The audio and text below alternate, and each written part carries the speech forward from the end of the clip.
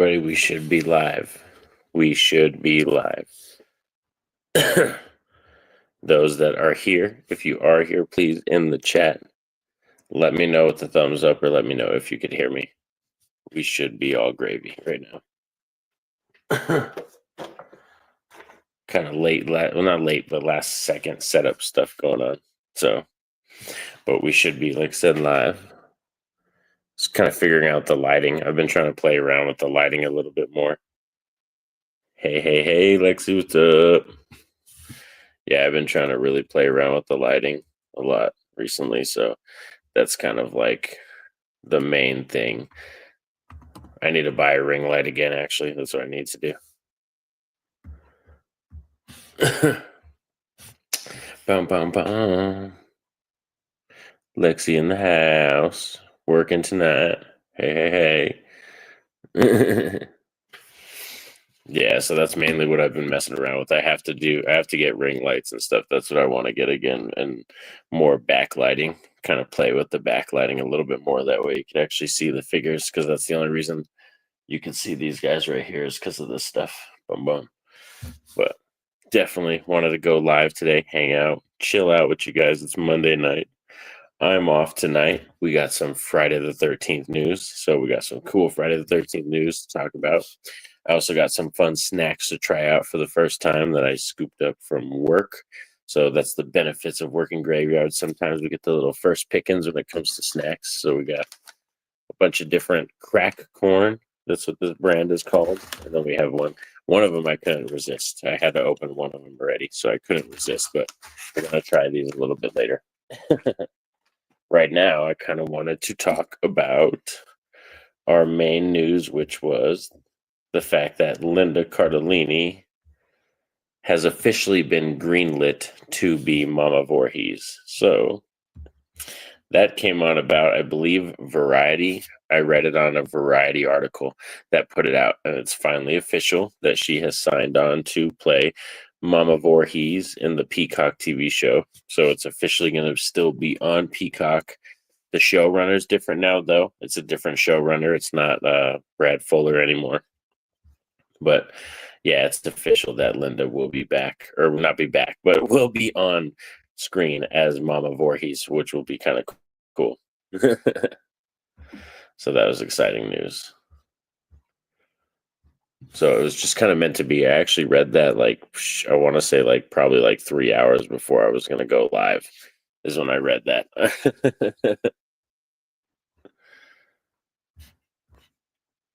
I don't know if my laptop is just awful or if that's how bad the stream looks. And if it looks that bad, I apologize, people. But like I said, my Wi-Fi is not the best. That's one thing I need to improve on.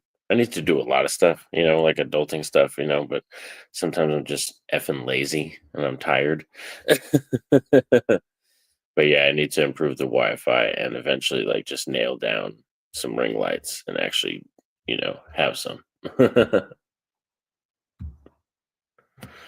Boom, boom, boom. Oh, yeah. Yeah, oh, Dead to Me. Yes, she's in Dead to Me. That's right. She is in that. That's one thing that I noticed too. I was all, damn, she's in a lot of stuff. Hey, Norin, how's it going, man? Doing good. What's up, Jason? I know it's a long time no see. I know it's been a while since you stopped by.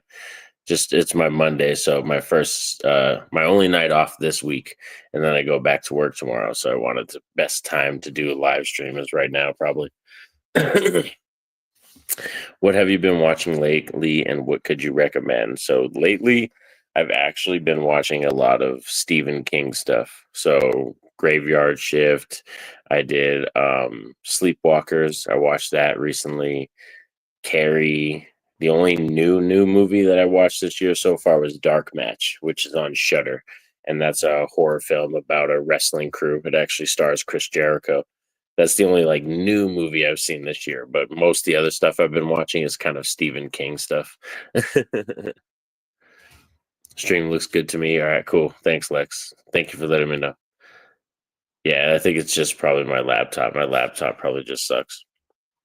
Well, everything will come with time, man. But for me, you alone make it all worth it, man. Nice. Thank you, Jason. Thanks for letting me know too that the stream looks good too. Yes, Sleepwalkers. Lexi was another one she did a video with Angel from the Voices from the Mausoleum. If you want to go check that out, where they talked about Sleepwalkers, that was a fun return to film because it'd been, I think the last time I saw that film, I was like 12 or 13. Like I had never seen that film again since I was a teenager. I only saw it the one time, but it was kind of funny because there was actually moments that I remember it being funny. Like I just remember. Yeah, it is worth it, Jason. I would probably give it a 7 or a 7.5 out of 10. It's cool because for me, I'm such a wrestling fan. Like I'm a huge wrestling fan, and I think that's untapped potential. We don't have a lot of horror films that center or focus on stories around wrestlers, and I think we need more because that's definitely an untapped area right there. But yeah, so what do you all think? Are you happy that Linda Cardellini is going to be Mama Voorhees in Friday the 13th? Where do you think the story is going to go? Because right now, apparently, they're being very loosey goosey with a lot of the story stuff, like in term or very tight, like under wraps kind of thing. So we don't really know. And I've heard a lot of rumors and stuff, but not any solid stuff on what is actually going to be in the story. It was on my list for a while. Oh yeah, have you not seen it, Jason? Nice. He says send the link to the reviewer if you have it, Lexi. You could post the link in the chat for your video that you did with Angel.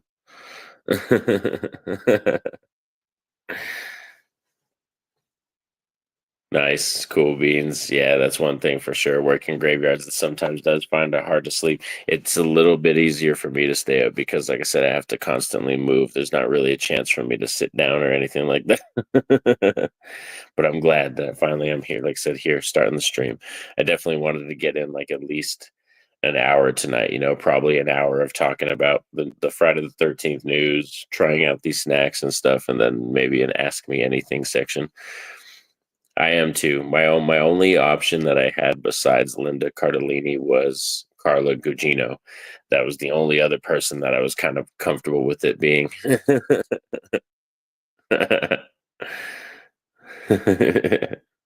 Cool beans, sweet. Yeah, so I'm happy with Linda because like I know her from Freaks and Geeks. I mean, Velma, the Scooby Doo live action stuff, and I think she's gonna be able to do a very good, traumatized, Mama Voorhees. It really depends on what era we're going to be focusing on. But I've already kind of given my spiel on like what I think the show should be.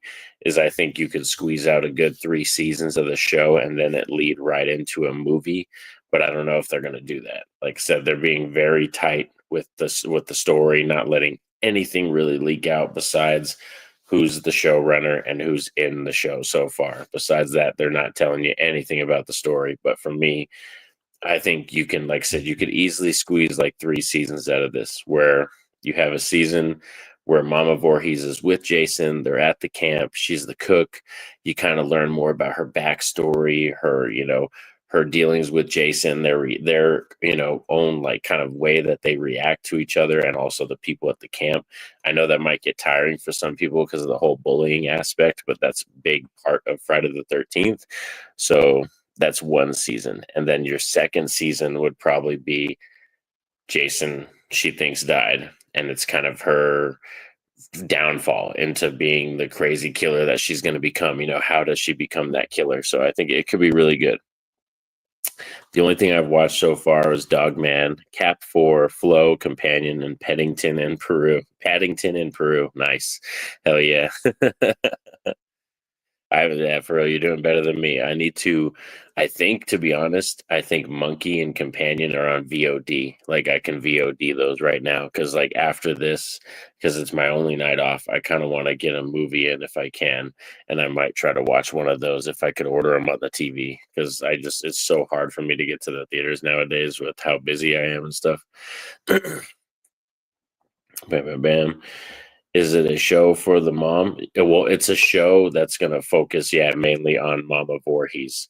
So Jason Voorhees is going to be in it, and it's going to be tied to the Friday the 13th property, but it's going to be more, I think, about the locale of Camp Crystal Lake and kind of what Mama Voorhees went through and her downfall into becoming the killer that she was in the first movie.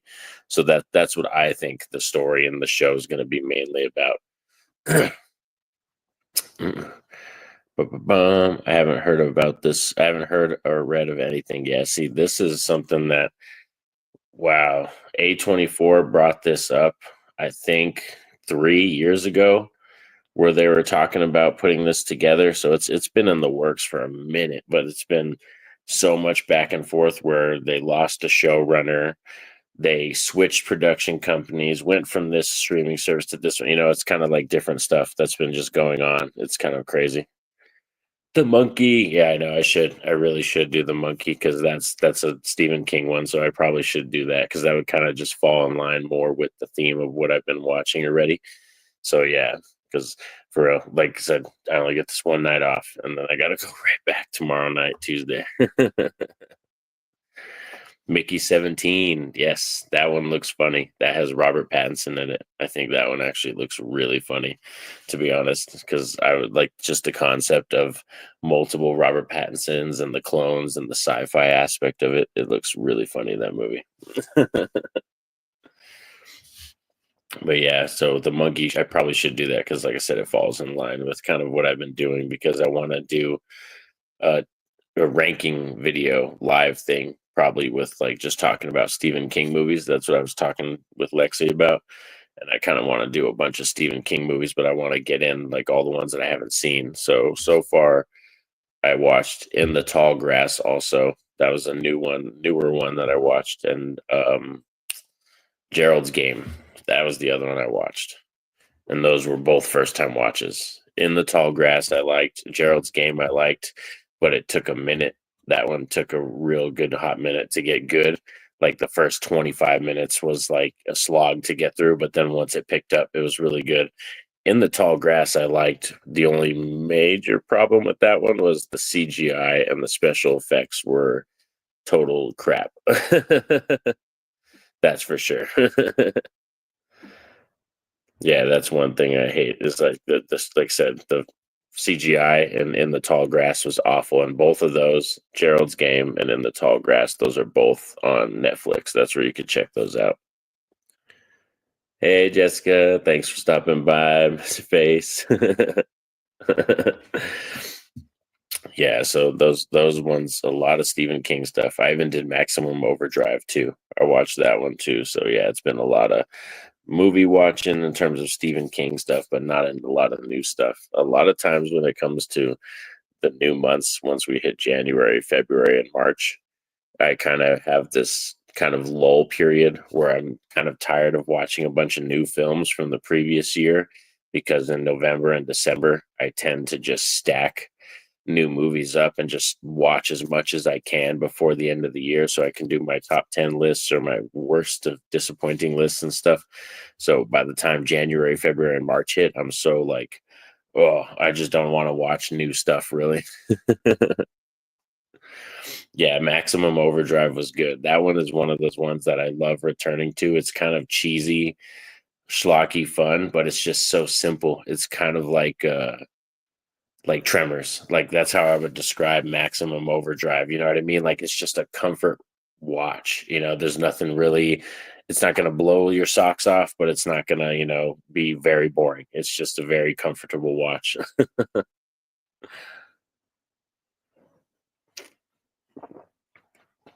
uh, Gotta go to get to the theaters to see Locked. Yes, that's what you're covering. Horror Fiend TV will be covering Locked, but it is a newer horror film. It's going to be in the theaters. I think that's a limited run type horror film.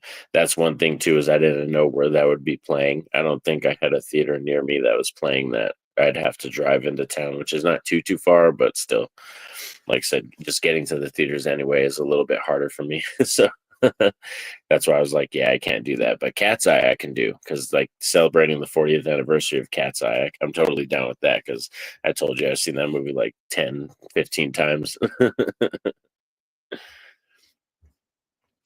But But yeah, when it comes to Stephen King, like I'm loving the journey so far. Thinner, that was another one I watched. I watched Thinner again, which is one of those ones that I always remember as a kid just freaking me out for some reason.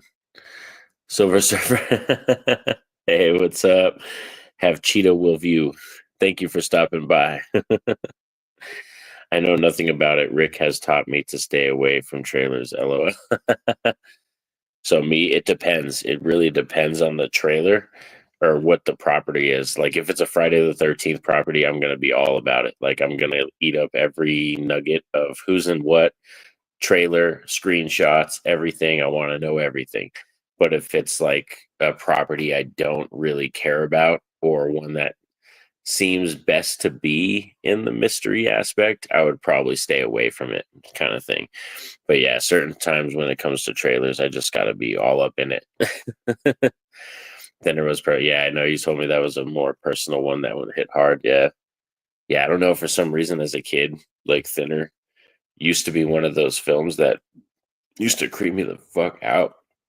I don't know if it was the way he looked as he got thinner or like just the fact that, like, spoiler alert, that he ends up like giving the curse to his wife through the pie. Like, I don't know what it was, but like there's just some parts of that movie that like fucked me up. Like, and so Thinner's one of those ones. Jason is in the house. What's up, Jason? Thank you for stopping by. We got two Jasons in the house. I think the last time Jason the Entertainment was here, Jason the old millennial popped into. But you know, it's us. It's all the night owls. We're all up late at night. You know what I mean? This is our time. This is the time we soak up. You know what I mean? We got the day shifters and we got the night shifters. The multiverse of Jasons. But yeah, let's see. Since we already talked about Linda Cardellini a little bit and everything, making good trailers is lost. That is true. Making good trailers is a lost art. Have Cheeto will view. One thing you should check out is, I think it was Universal or it might have been some of the other companies, but they used to do on DVDs, when you would buy a DVD and you would get it, they would do trailers for the production company. So it would have all these combos of different shots from movies that don't really intersect. It's just movies that are involved in the production company. And they would put this kind of epic score music behind it. And those trailers were great, you know, but it wasn't trailers for movies. Those were trailers for production companies. Which Jason did I jump on his stream for 21 questions? That's Jason, the old millennial. Lex. Yeah, Jason, the old millennial. Yep. I'm done with John Cena and Sami Zayn. I want Sami Zayn. Jason, that came out of nowhere.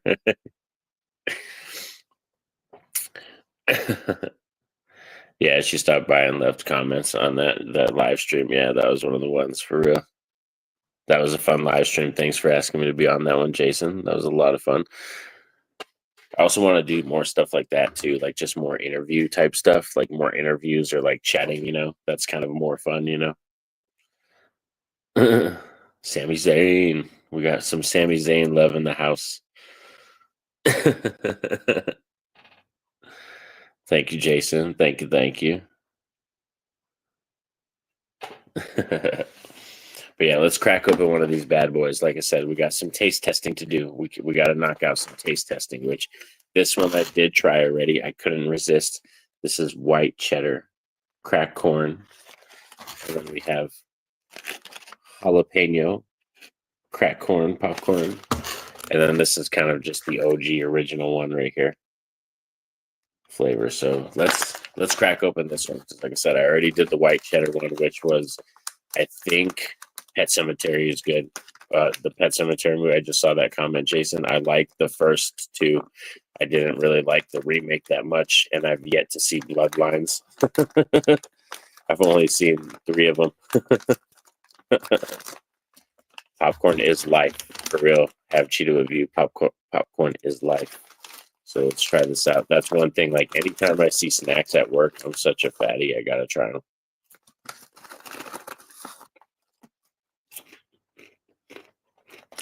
It's actually pretty good. Pretty good. No high fructose corn syrup and no GMO corn too. I'm not gonna lie, there's a lot of flavor packed in here. I'd probably give these like an 8 out of 10. Like an 8 out of 10. The reason I don't go like higher is because I'm a white cheddar guy. Like this is more my jam. I'm a sucker for cheese. Like I'm a cheese fanatic. So white cheddar is right up my alley. We don't have those in Canada. I better fire. Love spicy. Yeah, spicy is another thing too, Lex. I do love spicy food, like for real. So yes, let's try. And then the white cheddar one, I did try these ones already. This one it's more sweeter than I wanted it to be because it's still like the sweet caramel popcorn, but it has like white cheddar below it. I wish there was more cheese. I wish there was more cheese flavor with this one. But still, highly recommend. These bags were only $2.99. These were $2.99 at my work. So I was like, hell yeah, I'm going to grab them. And then last but not least, we have the jalapeno. The white cheddar one is probably like an 8 out of 10 too. I'd give that like an 8 out of 10. Bam, bam, bam. You guys are killing it with the comments. It's hard for me to keep up now. Jalapeno ones are spicy. I like caramel corn. Jason, yeah, it's good, dude. Like, bro, like I'm a sucker for what is that brand? The brand that used to come with the stickers and the little tattoos you could put on you. They come with a toy. Cracker Jacks. Like the Cracker Jack boxes are the bomb. I love wrestling too. It's been a while though. I haven't kept up with it. I used to watch it more often when it had Cena, Carlito, Paul London, Rey Mysterio back in 2006 to 2009. Yeah, Jason, that's one thing for me. Like wrestling is a lifestyle. I did stop, I want to say between 2012 to like 2015. There was like a gap. But besides that, I've been watching like pretty much every time, all the time. I know the last Royal Rumble had Speed, which was pretty funny. Yeah. APA. I do miss the APA too, for real. That was again. Farouk is a legend. Ron Simmons. Love that man. Paul London was an underrated wrestler. True. Jason speaks facts. The Pet Cemetery films, the originals, will always be the best. Do not get me started on Bloodlines version. So Lexi has bad visions and bad memories of Bloodlines. Yeah, Bloodlines I've never seen. I've seen the remake and I've seen the first two. All right, let's see how hot this jalapeno one is. Let's find out.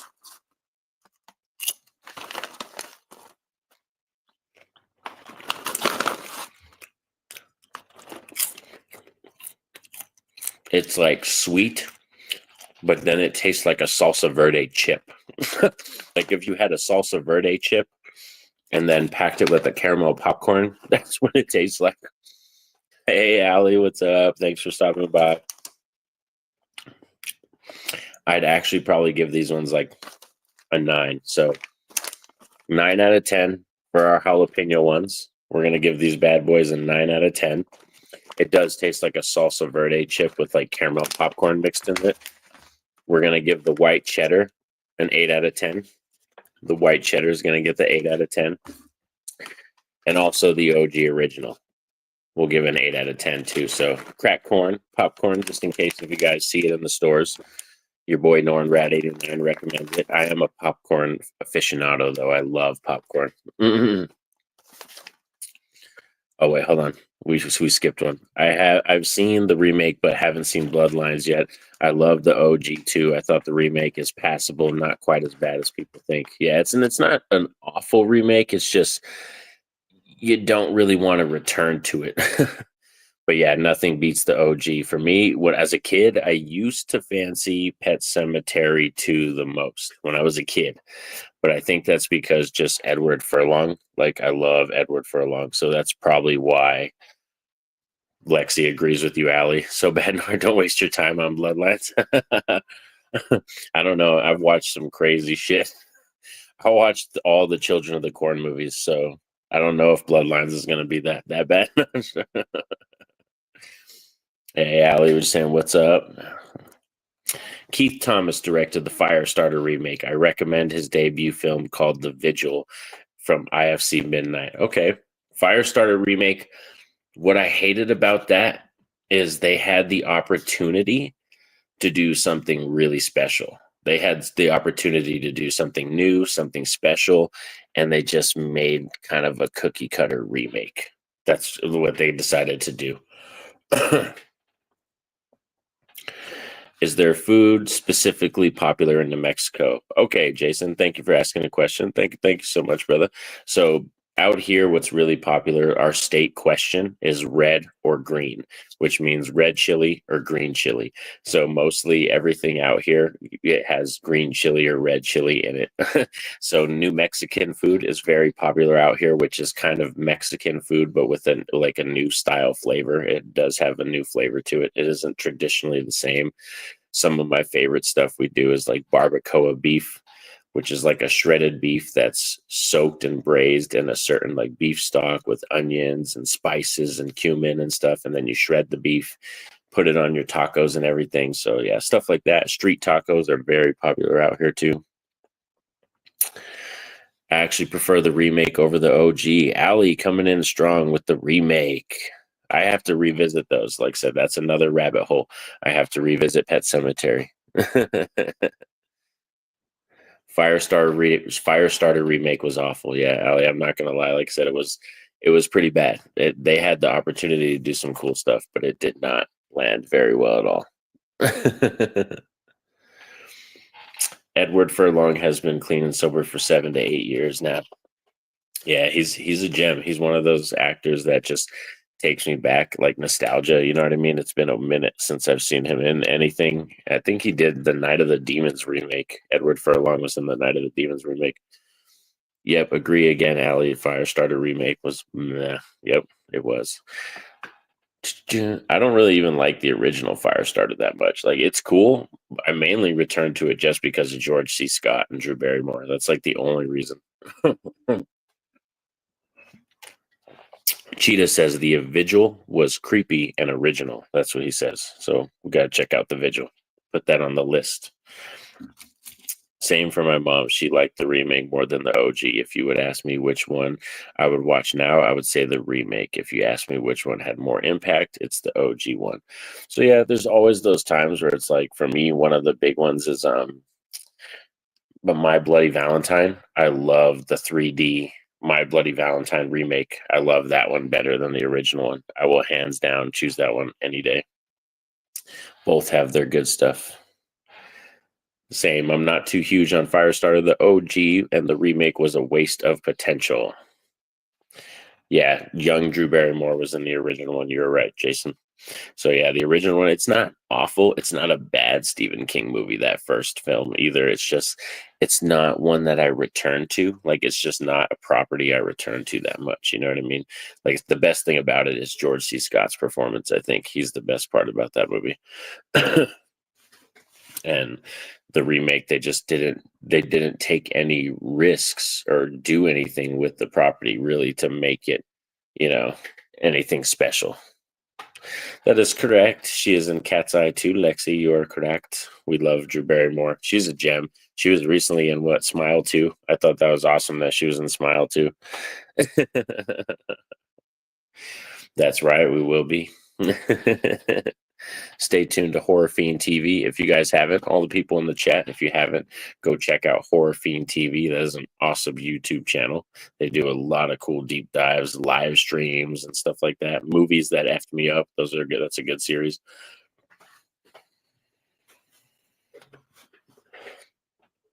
I'm surprised there's a lot of people.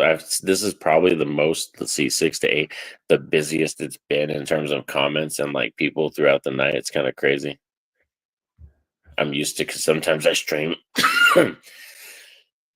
more in like the afternoon time, and I think it's just because of the nighttime.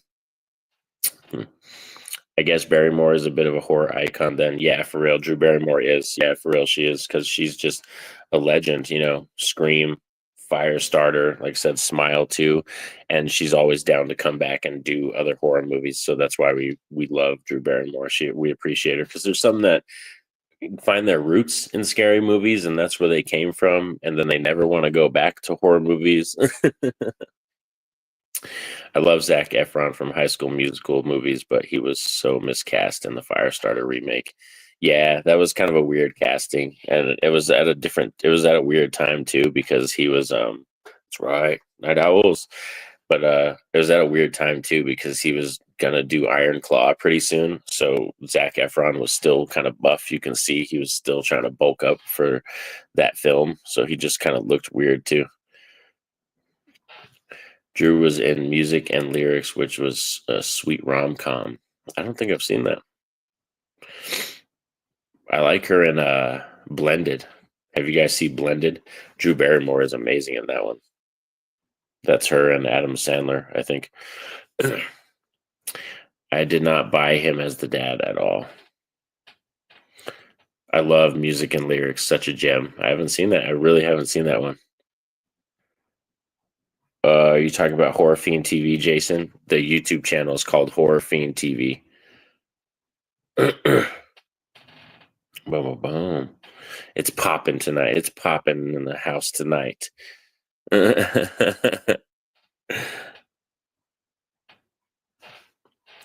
I want to watch their stuff. Yeah, their stuff's good. They got a lot of good stuff, Jason. I highly recommend it because, like I said, they're always popping off with some really good ideas and live streams. I mostly watch Barrymore from romantic comedies like 51st Dates, The Wedding Singer. That's a great one. Fever Pitch and Music and Lyrics. See, Jason's seen it too. I have never seen that. I'm going to have to do that one. Or what was it? Never Been Kissed? That was Drew Barrymore too, right? Never Been Kissed. Anthony A. Perez is in the house. What's your favorite horror flick of the year so far? That's kind of an easy question for me, Anthony, because I've only seen one, which is sad. But I was telling people earlier in the stream that sometimes when it comes to the New Year's, when it has January, February, and March, I'm always kind of in that lull period because I've watched so many new movies in November and December that I kind of take a break, a little bit before I start watching new stuff again. So really the only new horror film that I've seen that came out this year so far was Dark Match, but I highly recommend it. It's a horror film about wrestlers who are hired to do a wrestling event at this one location, and then this crazy stuff ensues in the third act. Yeah, I liked it. I'd give it like a 7.5 out of 10. Me too, Allie. I adore Haley Bennett. The night is young, and so are we. Yes, and so we are. Yep, that's what I mean. You got to stay young at heart. You keep young at heart, and everything. That's what keeps you alive. She's gonna drop the link. Thank you, Lex. See, that's one thing I see. I think I need to make you a mod, which I don't know if I can do that from here, but I think I need to make. I don't know if I need to or not, but I need to make Lexi a moderator, I think, so she can drop stuff like that. I don't know. I don't even know what I'm doing. No. Add as moderator. Is it actually going to work? Because...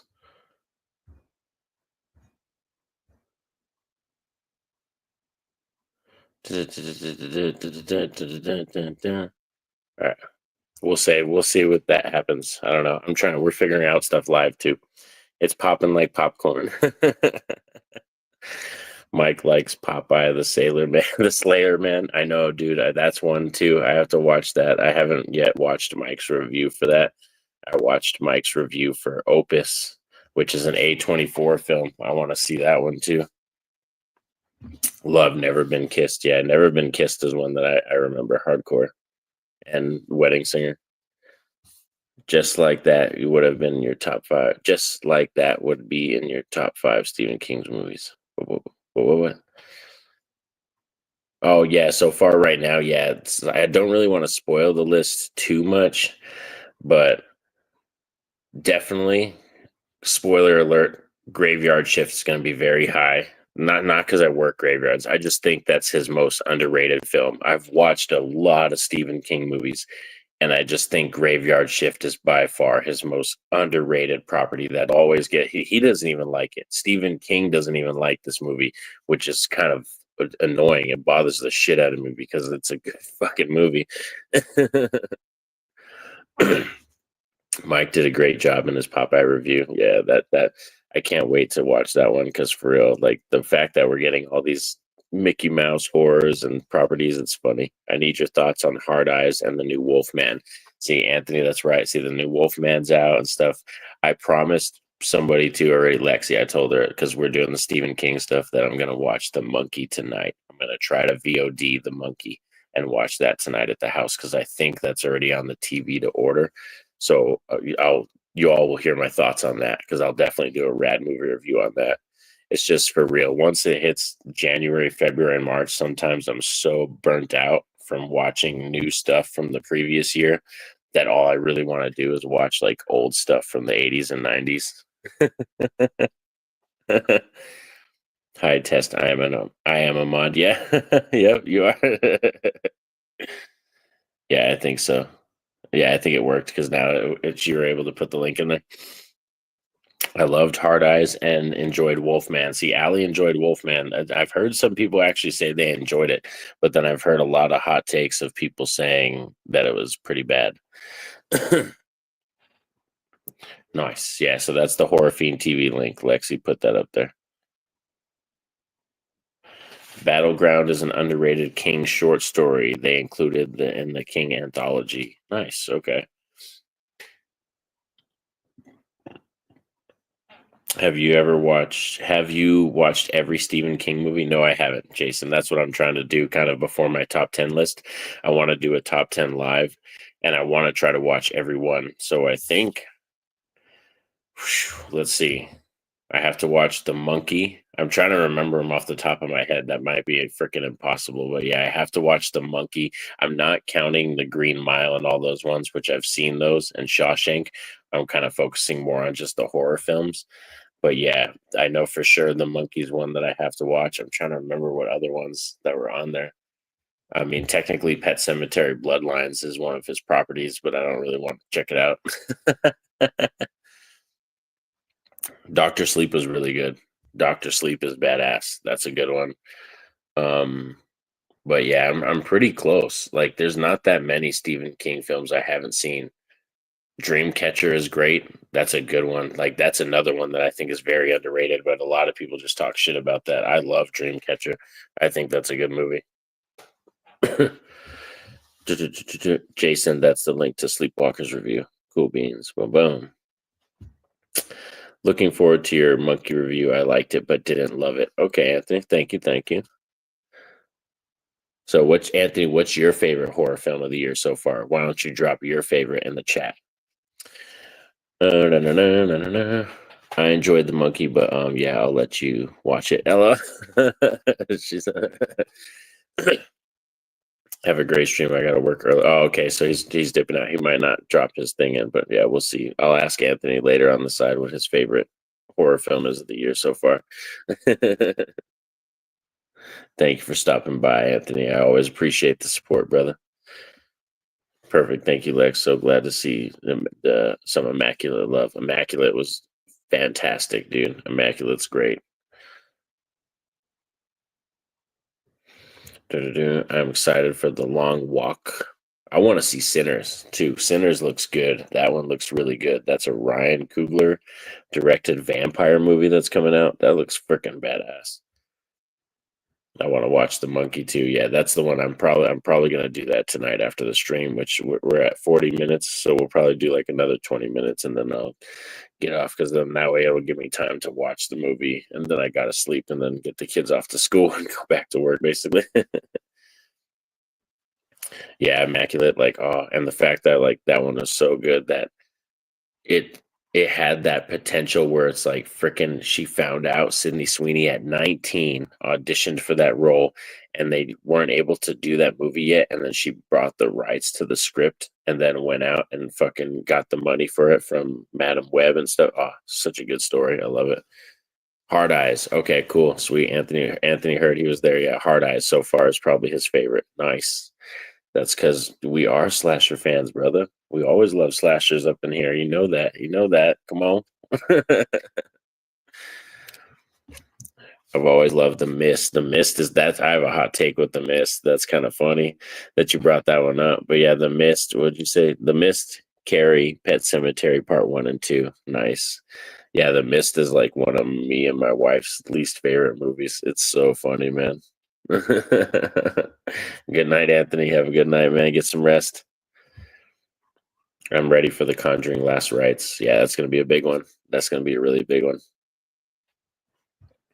Crazy enough, I have never watched The Shining, or at least not the whole movie. Oh, wow. Damn. That's cool, man. That's crazy.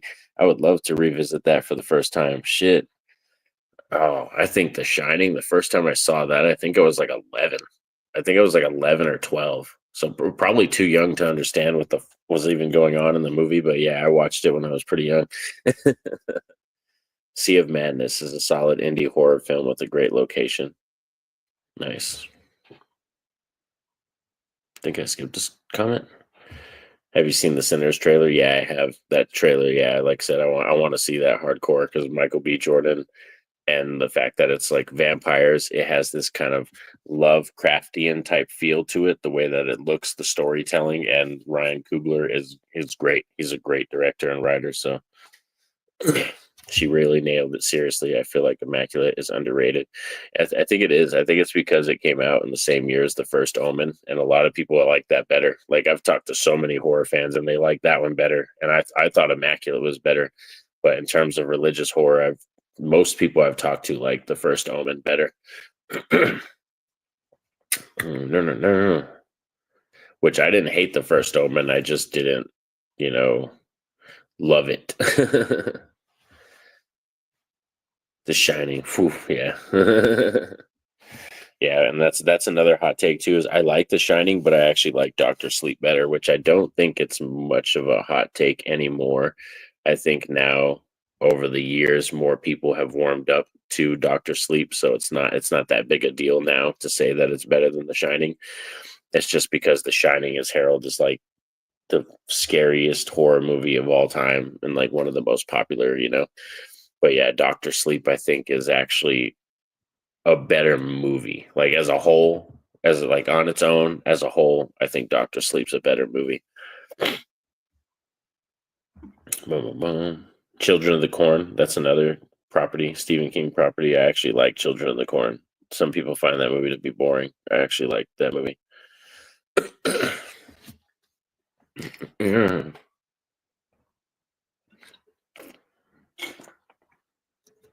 But yeah, we have a lot of love in the chat tonight. I'm loving it. Loving it. For real. Boom, boom, boom.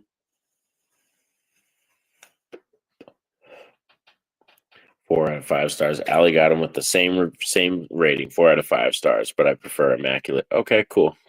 Yeah, see me, First Omen, I'd probably be like a 3 or a 3.5, and then Immaculate would be like a 4. I recommend Consecration. Very effective with a wicked twist.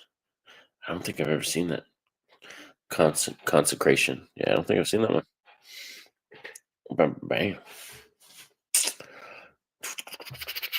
I'm trying to think if there's anything else that I did watch. Winnie the Pooh, Blood and Honey 2. Nice. I actually thought it was actually an improvement on the first one too, which I didn't hate the first one, but I'm such a sucker for like slashers and just schlocky B-movie type shit that I didn't find it that offensive. And the second one I thought was cool because Tigger was in it. Are you excited for their upcoming movies? Somewhat. Like it's the Peter Pan Neverland thing, like kind of looks interesting for a second, but then the trailer was not good. Like the trailer didn't make me think, oh man, this is going to be amazing. But I liked the concept of it. And that's what I mean. Like I want them to hone their creative ability so these movies can be better. But right now it seems like they're kind of staying in that wheelhouse of schlocky B movies. I saw The Substance better than I thought. Yes, The Substance is fantastic, bro. I just bought that on Blu-ray. Love that movie, man. Ah, such a good movie. Thoughts on the new Fantastic Four? That trailer had me going. I like that trailer. I'm one of those people because I'm such a sucker for Fantastic Four. I have a lot of the comics too that I just want a great adaptation. Like I didn't hate the old ones. Like I really didn't hate the old adaptations. It's just there were so many problems. Like, there are movies that you got to watch with rose tinted glasses so that way you don't pay attention to the problems. And I want a solid adaptation, and I think they're finally going to nail it here. I loved The Substance. Oh, where's that one? Oh my god, I'm lost. I love The Substance. My favorite movie of the year. Yeah, yeah. I think that was Mike's favorite movie of the year. One of his favorite movies of the year. Have you watched The Heretic? No, I actually haven't seen The Heretic yet. I have to watch that. I think that's streaming now. That's on like Max, I think, or something like that. So I have to watch that one too. I need to get a lot of watching in recently, like tonight. Like I said, I'm going to try to get some in tonight and even tomorrow before I go to work. I'm going to try to get some movies in too and then start pumping out content again. And I got to start reviewing the Final Destination films too, because Final Destination Bloodlines is coming out. Until Dawn. Yeah, a lot of gamers are excited for that one. Until Dawn, that's going to be interesting. I like the first two as well. Bam. The Last of Us Season 2. Yeah. Yeah, there's a lot of good game adaptations going on right now.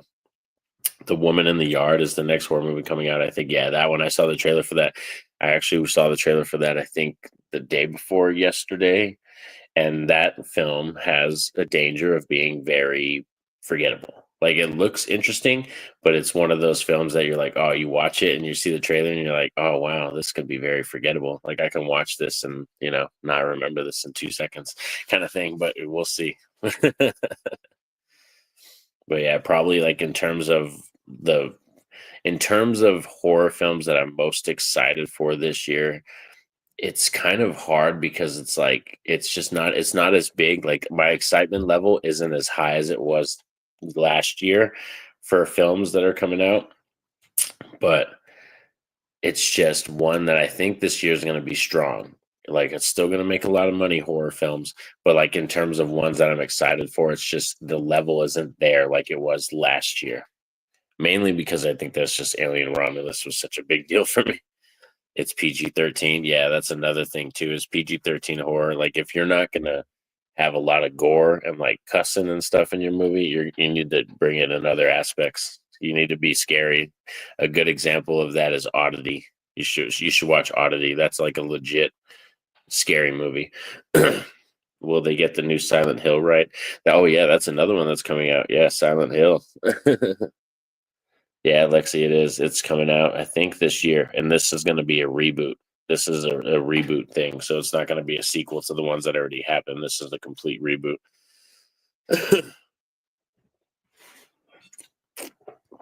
Angel's very excited about it. Angel's super excited about that one for sure, because Silent Hill is one of her favorite properties. Must be Blumhouse. Yeah, that's their model now. Cheetah's right. That's kind of their model now. Is Blumhouse just comes out with these things where they're like, oh yeah, we're gonna put out PG-13 cheap horror movies on the fly, and we're gonna make a lot of money. Which I understand that, but it's just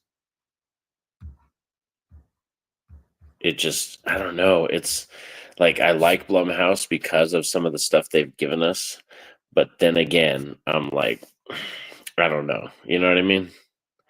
I love my more original stuff. Where's this one? Oh, did I skip this one? Thank you so much, Norin, for the awesome stream, man. Take care, man. I would love to chat with you one of these days. Thanks, Jason, for stopping by. Get some rest, brother.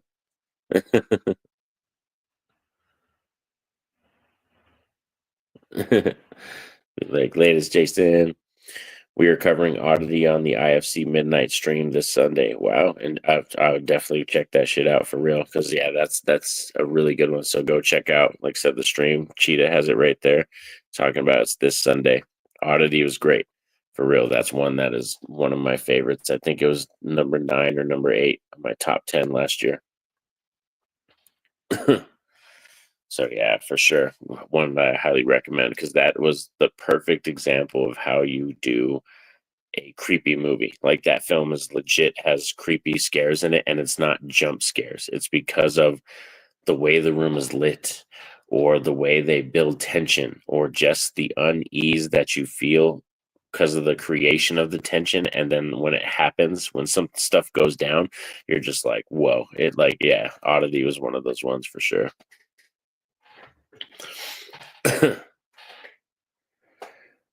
Yeah, that definitely, for real, Lexi. I highly recommend that. That's late at night, turn all the lights off in your living room, sit down and watch the movie kind of movie. Like, just freaking immerse yourself in that movie because you won't regret it. It's fucking amazing.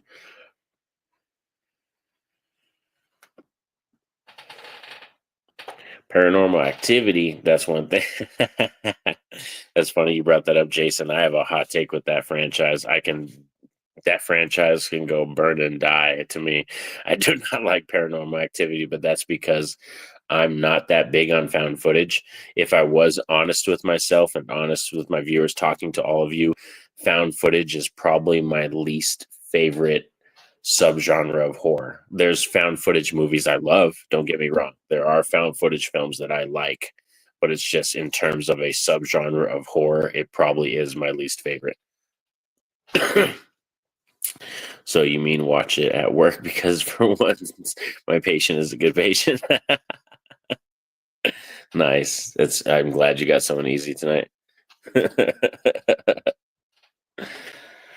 But yeah, that one, like I said, for real, Paranormal Activity is a franchise that, oh man, like, first of all, when you watch them and you binge them, they just run into each other and they blend together. Sometimes it's so hard to remember which one is which. Like, the one that sticks out the most to me is the marked ones, but it's because it's handled very differently from the previous like four films, I think. But yeah, Paranormal Activity is like, oh man, it creeped you out. Yeah, a lot of people, that it was a big deal. It like Paranormal Activity kind of revamped the found footage franchise, like the subgenre. It really did. Lexi likes. I knew Lexi was gonna like him. Yeah, so there is a story. Yeah, there is, and it's like, it's just for me. I'm like, damn. Like, when I watch them, it's like how people tell you when they watch Friday. I'll talk shit about Friday the 13th for a little bit, just to give a little shade, even though I'm such a Friday the 13th sucker. But I get that from some people when I talk to them about Friday the 13th. They're like, well, it's just the same thing. It's just people going to a camp and they get slayed, and it's just these sexy girls and these cute guys, and they have sex and then they die, and they kind of run into each other. Where if you watch all the Friday the 13th one after another, that you could kind of forget which one is which because they'll blend together. That's how I feel with Paranormal Activity, where when I watch it, they just kind of blend together. I kind of forget one and two and three is one. Like, they're just all one thing to me. And I'm like, oh God.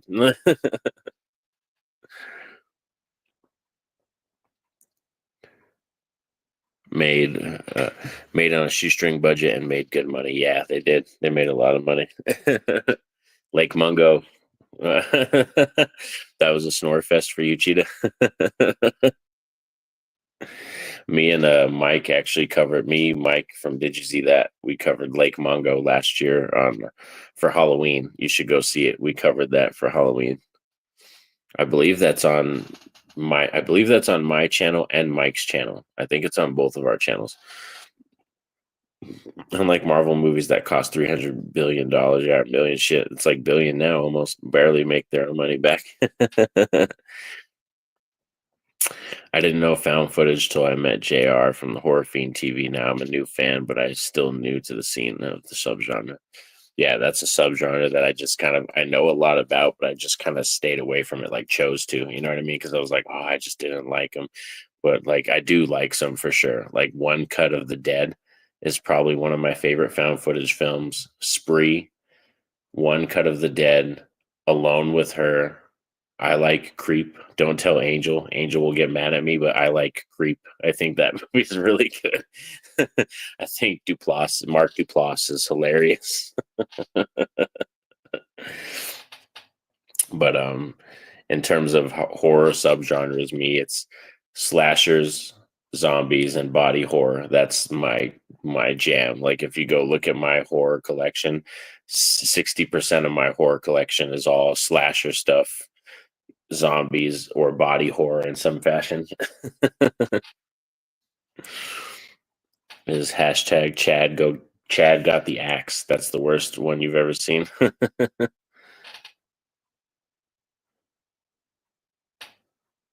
I'm Haunted is an indie found footage gem. Nice.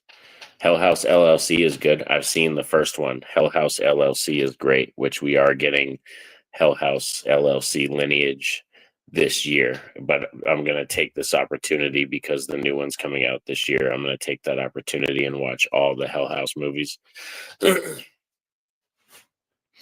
But yeah, that's one that I like. That's a found footage film.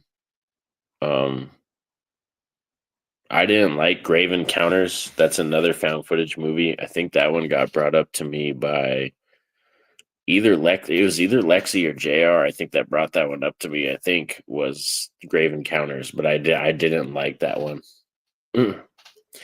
Savage Land is the best found footage I've ever seen. Oh snap. That's funny. I did a review for Savage Land on my channel. You should go watch that. I don't want to spoil it or say anything to you. You should go watch my review for that. Yeah, I think I did a review for Savage Land. I covered it because Angel recommended it to me. The first Hell House movie was good. Yeah. Yeah, I did a found footage month on my channel where I did it and covered a bunch, and I watched 30 movies in 4 days, and fuck man, it fucked me up. Like I like horror movies, don't get me wrong, but watching 30 found footage horror movies in 4 days, like it fucked me up. I was just like, damn dude, like I didn't want to watch found footage for like a year after that. I knew she'd be surprised. Yeah, that's one that's fun. Yeah, I have hot take opinions when it comes to found footage.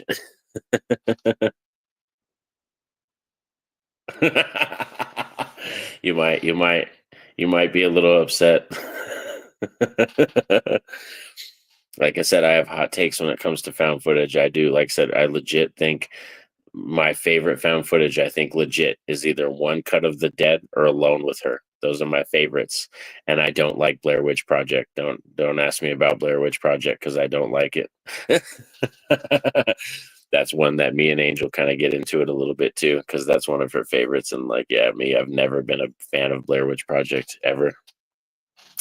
Yeah, dude, it was rough. It was pretty hardcore. Like I just kept going and kept going and going and just literally because that was when I wasn't working.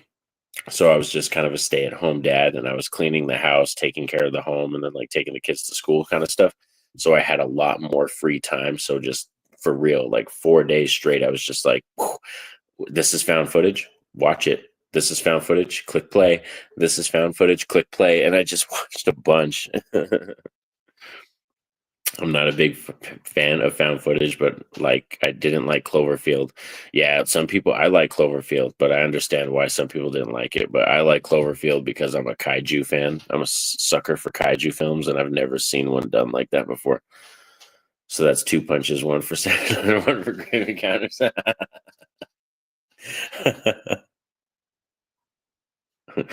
Me and Angels are at odds with Insidious Red Door. I hate it. She likes it. Oh shit! I liked Insidious Red Door. I didn't hate it, but I didn't love it. But I liked it better than the one that came before it. I think.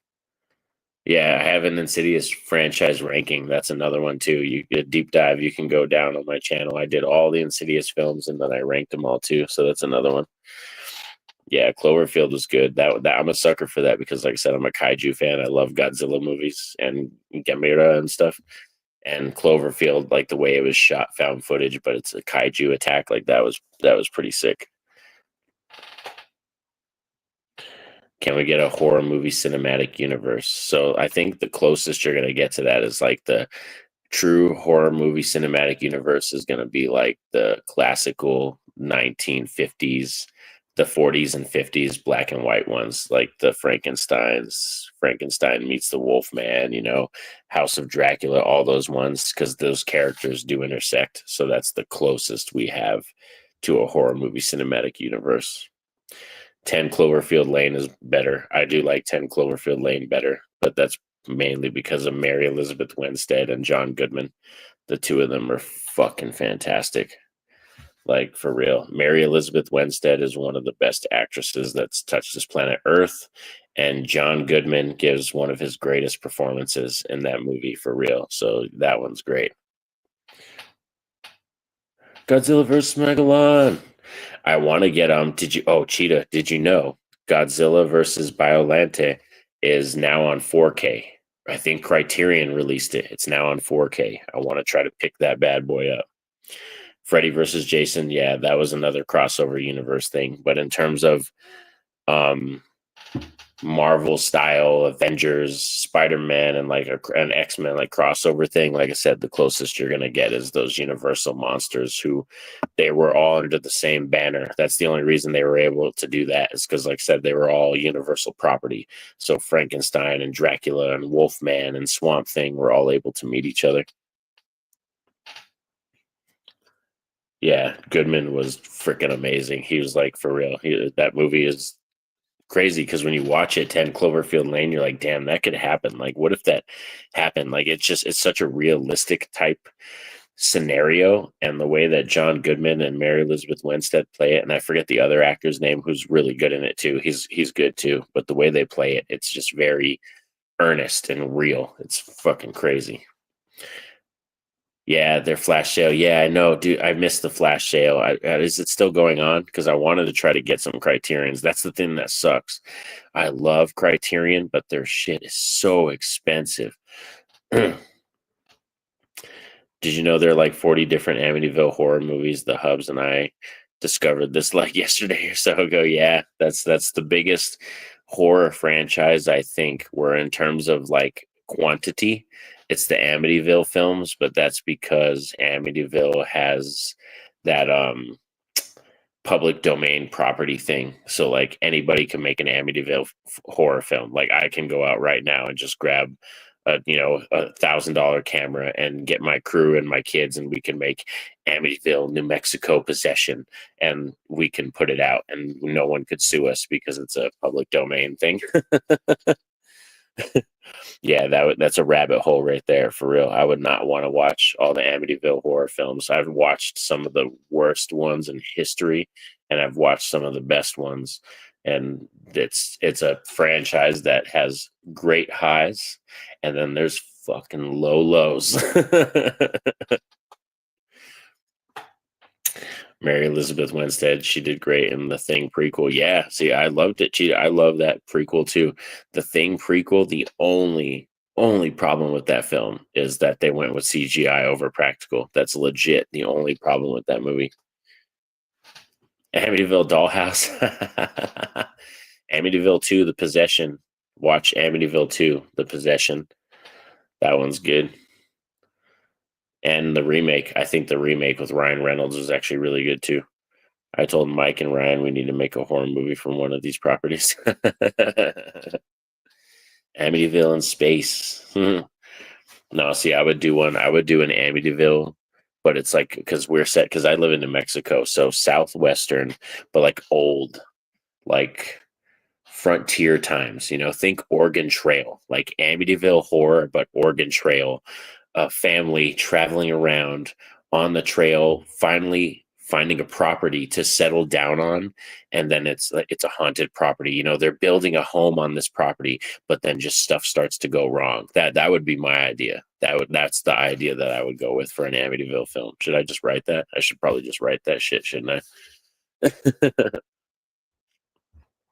But yeah, and that would be mine because I live in New Mexico. There's perfect scenery for southwestern type town stuff, and it just sounds like a good idea because you're a family, you're looking for a frontier, a land, you want to settle down, you want to make a part that's your part in this new world, in this new country, and then come to find out the land you picked is haunted, something like that.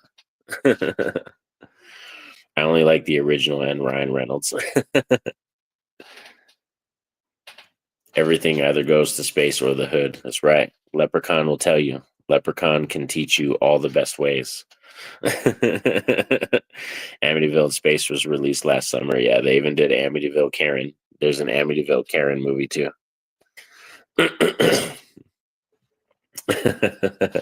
Lexi came in quick for me. Leprechaun, baby. That's right. That's the gem. Everybody knows I love Leprechaun here, and this there's no shade against Leprechaun. He's a gem. But yeah, it's been a blast hanging out with all you guys. Like for real, it's been about my time, about an hour in. Like I said, we did some taste testing, talked about Linda Cardellini being in Friday the 13th as Mama Voorhees, had some fun chatting about horror movies, answered some questions, and it was just an absolute, like I said, fun time. Can't thank you all enough for stopping by and dropping all the comments. All you beautiful people. Blah, blah. I'm starting to stutter now. You could already tell it's getting towards that time. I need to probably stop and step out. You know what I mean? Like I said, take this time to, probably enjoy a movie, sit down, watch The Monkey before I go lay down and cuddle with the family and stuff, lay down and stuff. Yeah, great meeting everyone. Thank you, Lex, for stopping by. Someone in the UK started a Leprechaun series. Nice. That's awesome. I've heard rumors and rumblings that they're apparently going to reboot the Leprechaun franchise. I don't know. We'll see. It'll be the third attempt at trying to do that, but we'll see if that lands. But like I said, thank you for sticking around with me all for this Monday night live stream. It's been a blast. I want you all to have a safe, awesome night. Be safe. Have a happy one and get home safely and stuff and everything. Right on, Silver Surfer. Thank you, brother. Peace out, y'all.